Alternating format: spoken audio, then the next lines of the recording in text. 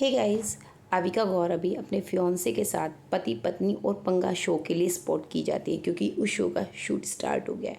और कल ही अविका ने इंगेजमेंट की अनाउंसमेंट की थी। तो जैसे ही उन्होंने इंगेजमेंट की अनाउंसमेंट की और इस शो के लिए स्पॉट की गई अपने फियांसे के साथ, उसके बाद उनके एक्स के साथ उनका जो रिलेशनशिप था, साथ ही एक इतना बड़ा दावा जो सामने आया था कि उनके और उनके एक्स मनीष रायसिंघन का एक सीक्रेट चाइल्ड, जी हाँ, इस तरह की खबरें जो आई थी उन पर चर्चाएं होने लगी। क्या है पूरी बात बताएंगे आपको। इसके लिए थोड़ा पहले से स्टार्ट करते हैं। अविका गौर ने अपनी करियर की शुरुआत बहुत ही कम उम्र में कर दी थी। उन्होंने मात्र 10 साल की उम्र में कलर्स का हिट शो बालिका वधू किया था, जिसमें उन्होंने एक बाल वधू का रोल निभाया था। और ये शो इतना हिट हुआ था कि इससे बहुत बड़ी पहचान मिली अविका को। लेकिन इससे पहले उन्होंने शाहिद कपूर के साथ जब वी मेट में भी काम किया था। इसके अलावा भी उन्होंने छोटे छोटे रोल किए थे, लेकिन तब पहचान नहीं मिली थी। लेकिन बालिका वधू के बाद वो घर घर में पहचानी जाने लगी। इस शो के लिए उन्हें कई अवार्ड मिले थे टीवी इंडस्ट्री में। इतना ही नहीं, अविका को अपने शो बालिका वधू के लिए राजीव गांधी अवार्ड भी दिया गया था, क्योंकि इतनी छोटी उम्र में उन्होंने इतना कॉम्प्लिकेटेड किरदार निभाया था। इस शो में अविका ने 2007 से 2010 तक काम किया था। इस शो के बाद अविका के पास ऑफर्स की बाढ़ सी आ गई, लेकिन उन्होंने फिर से चूज़ किया कलर्स का ही शो ससुराल सिमर का, जी हाँ, जिसमें वो दीपिका कक्कर के साथ नजर आई थी। इस शो के दौरान अविका की उम्र मात्र 14 साल थी। शुरुआत में इस शो में अविका को सिर्फ एक चुलबुली लड़की के तौर पर और सिमर की छोटी बहन के तौर पर दिखाया जा रहा था, लेकिन जल्दी स्टोरी लाइन को चेंज कर दिया गया और अविका जो है वो मेन एक्ट्रेस की तरह लीड में आ गई। और उनके अपोजिट आए मनीष रायसिंघन, जी हाँ, मनीष रायसिंघन। और यहाँ पर अविका की जोड़ी को इतना ज़्यादा पसंद किया गया क्योंकि उनकी जो ऑन स्क्रीन केमिस्ट्री थी वो लोगों को बहुत ज़्यादा पसंद आई।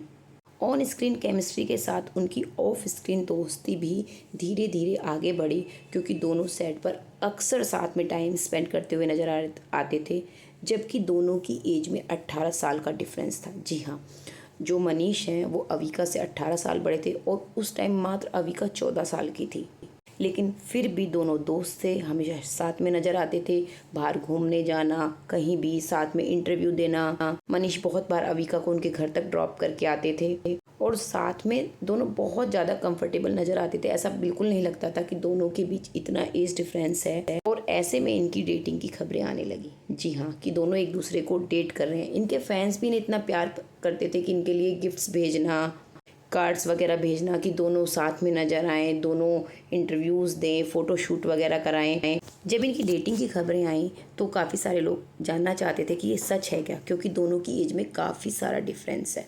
और इतना ही नहीं, उस टाइम काफ़ी लोगों ने अविका के पेरेंट्स तक को टारगेट किया था कि इतनी छोटी उम्र में ऐसा रोल करवा रहे हैं, जिससे अविका की इमेज को फ़र्क पड़ रहा है कि इतने बड़े लड़के के साथ डेट कर रही हैं, ये सब चीज़ें। लेकिन अविका ने खुद एक इंटरव्यू में बताया था कि उनके पेरेंट्स को इन चीज़ों से मतलब बिल्कुल भी फ़र्क नहीं पड़ा।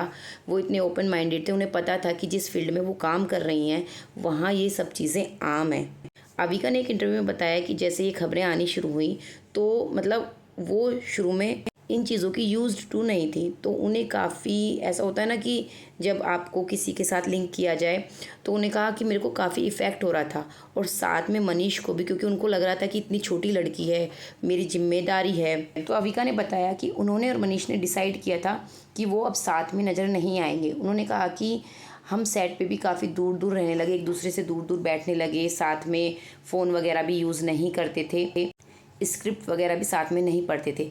लेकिन उसके बाद भी खबरें नहीं रुकी और मुश्किल से वो 2-4 दिन ही एक दूसरे से डिस्टेंस क्रिएट कर पाए और उसके बाद दोनों फिर से साथ में आ गए, क्योंकि वो अलग नहीं रह पा रहे थे।